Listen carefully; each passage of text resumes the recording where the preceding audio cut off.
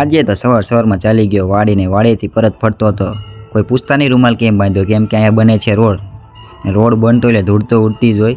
એમાં જેસીબી જૂનો રોડ ખોદતી હતી ને પછી ઉપર રેતું નાખવામાં આવતી હતી. પછી થઈ ગઈ હતી રાત ને હવે જવાનું છે લાઇટ ફિટિંગ કરવા. તો આપણે પહોંચી ગયા છીએ શેરી અને હવે લાઇટ ચાલુ કરવાની છે બજારની, તો લાઇટ ચાલુ કરી દઈએ. લાઇટ ચાલુ થતાં કંઈક અલગ જ ફિલિંગ આવે. ચંદની ઉપર લગાવવામાં આવતું હતું કાગળ, કેમ કે વરસાદના કારણે પલળી ના જાય. એમાં આજે ચોકની વચ્ચે લગાવવાની હતી લાઇટું. એમાં અડધું તો કામ પતી ગયું છે, હજી ચાલુ જ છે. એમાં આગળ નજર મારી તો શું દેખાણું, હિતુબા આવી ગયા છે. ત્યાં તો ટકો પણ હતો અને એનો ઉત્સાહ એવો અને રાતના 12 વાગ્યા સુધી જાગતો હતો. વાહ ટકા વાહ, એમાં આ ટકાની સેવા તો ખૂબ હો. હા, બંને બાજુથી કામ ચાલુ હતું એટલે ઝડપી ચાલે. આજે તો આપણે નકરું વાયરિંગ જ કરવાનું, એટલે હું ચડી ગયો તો ઉપર વાયરિંગ કરવા. ત્યારે આવી ગઈ અચાનક ચા. તો પછી બધાએ ચાની ચુસ્કી મારીને ચા તો હજુ પી જ રહી, ત્યાં તો સોડાનો સ્પોન્સર મળી ગયો આપણને. ત્યારે નાસ્તો પણ બનતો હતો. એમાં અચાનક આપણને દેખાણું વિદેશી જીવડું.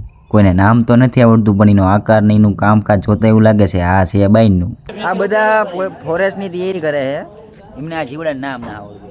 એને જોવા તો આખું ગામ ભેગું થયું, એમ ભેગા થઈ ગયા. શું આમાં દેવે શું કહીશો? કઈ શું ન કહેવું. અરે કઈ ના. ભૂંગળા બટાકા બનીને થઈ ગયા તા રેડી. આઈને બધા હોય થાળી ભરીને ખાધા ધરાઈને. એક થાળી ન થયું તો બીજી થાળી લઈ આવ્યા. આ તૂટો લાવે કાયમ.